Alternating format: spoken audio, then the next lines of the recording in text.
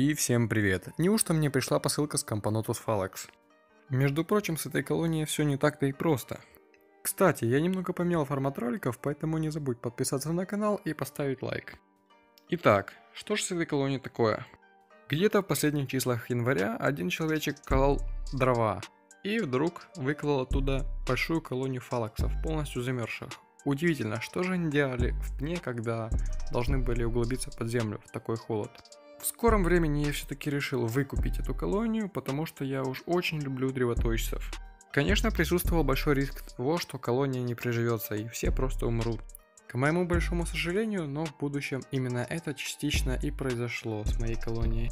Должен сказать, что с матками там отдельная длинная история, которую я как-нибудь потом расскажу подробней. А если кратко, то как только ко мне пришла колония, я решил пометить всех маток разным лаком для ногтей и тому подобное, что в будущем сыграло довольно большую роль.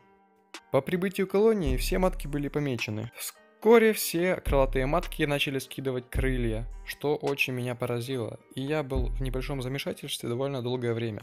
Потому что мне было абсолютно непонятно, оплодотворены ли мои матки, которых я пометил, или нет. Но по сути это не важно, потому что они потом все равно умерли, остались только рабочие. Казалось бы, зачем мне колония, в которой нет маток, есть только крылатые и много рабочих и солдат? Если быть честным, то я сам думал, что они все скоро умрут. Ну и без маток колония тоже загнется. К моему счастью, мои рабочие оказались очень трудолюбивыми и ответственными. Они следили даже за своими 5 засохшими личинками и вечно убирали на арене и в гнезде. Мои фалакс очень часто сидели в кучке и просто не двигались, или немного шуршили лапками и усиками.